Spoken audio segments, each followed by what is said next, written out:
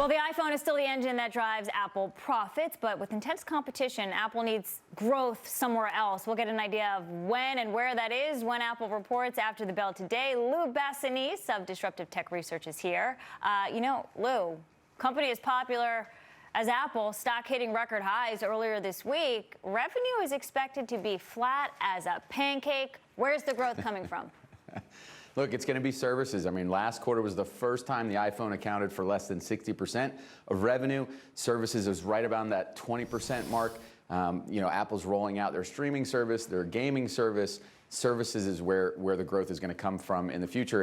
And this quarter really doesn't matter what they say. Honestly, it's really about the guidance for the holiday season. Exactly. Our iPhone 11 is going to be under the Christmas tree. All right, their streaming service is out on Friday, and HBO last night saying, okay, our streaming service is coming out in 2020. It's going to be $14.99 a month. It's called HBO Max.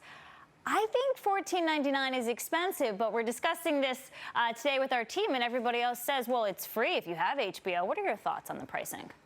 Look, I think the pricing's in line with Netflix and what's available. I think the key question for all these streaming services, I mean, the market is getting flooded, is how many services are consumers going to pay for? 3. The latest research is that most will pay for up to 3. But at what point do we go to a world where we wish they were all bundled together again? I mean, we're all going to get 6 or 7 different streaming services and wish we could put them under one roof again. And I don't know. Have we reached that point come May when HBO Max launches? I don't know.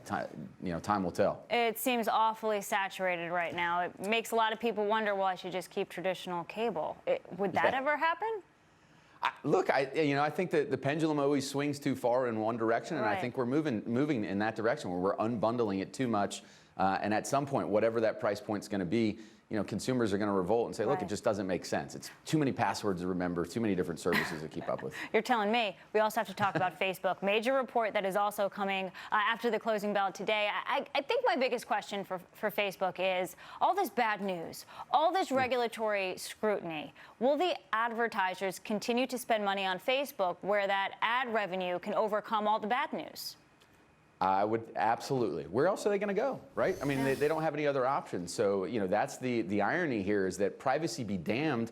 It's all about the profits for Facebook and for the advertisers, and they don't have another audience that they can reach that's over 2 billion users. So, look, I think it's amazing. The stock is up 43% year to date, despite just the most distractions that they've had on the regulatory front, the most scrutiny ever in the company's history, and it's just completely undeterred from investors buying the stock. Isn't that amazing, Lou, that growth? It's up a little bit right here in the pre-market, yet you have the FTC and 47 state attorneys general looking into your company.